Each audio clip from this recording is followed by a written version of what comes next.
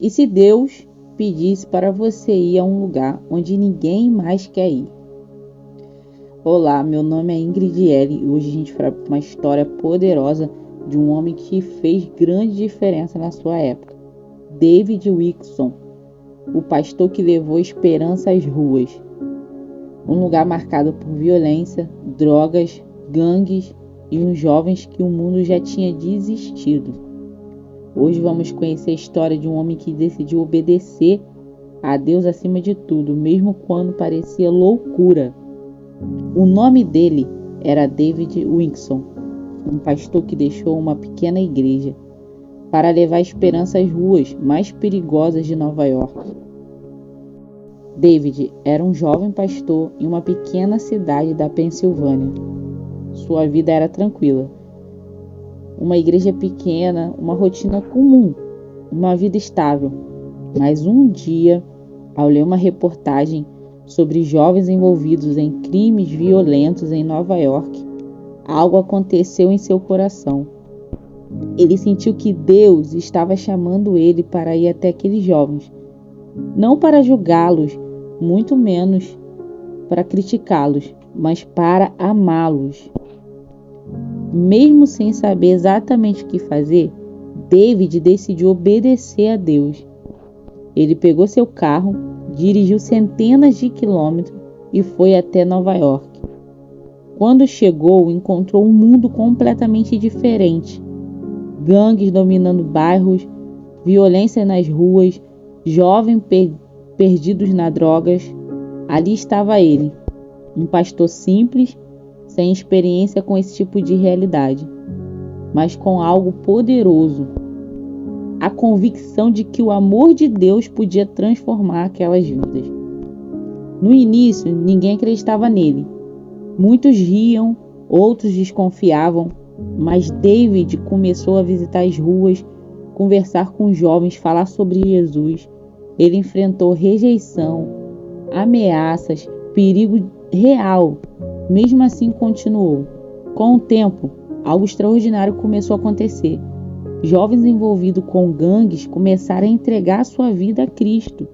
Um dos casos mais conhecidos foi o de Nick Cruz, um líder de gangue extremamente violento que teve sua vida completamente transformada pelo Evangelho.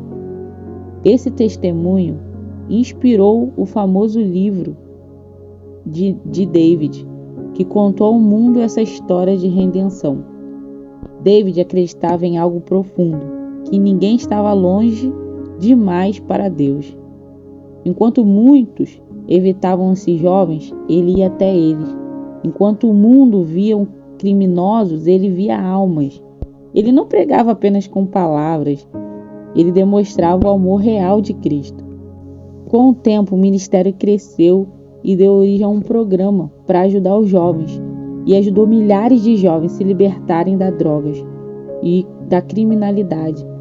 Anos depois, David fundou a igreja no coração de Nova York, uma igreja no meio da cidade que nunca dorme. Ali ele continuou pregando arrependimento, esperança e transformação. O que torna essa história de David tão poderosa não é apenas o que ele fez, mas onde ele foi. Ele foi às ruas, aos lugares esquecidos, aos jovens que ninguém acreditava mais. Ele mostrou que o Evangelho não é apenas para quem está confortável.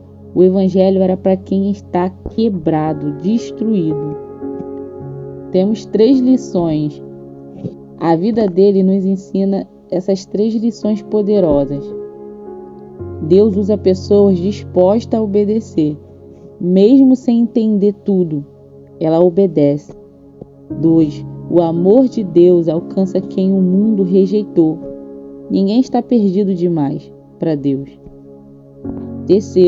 A coragem espiritual abre caminhos que o medo jamais abriria. Ele foi muito corajoso. Talvez Deus esteja colocando algo no seu coração, um lugar, uma pessoa, uma missão. E talvez você esteja pensando: eu não estou preparado. David também não estava, mas ele disse sim. E esse sim mudou milhares de vidas.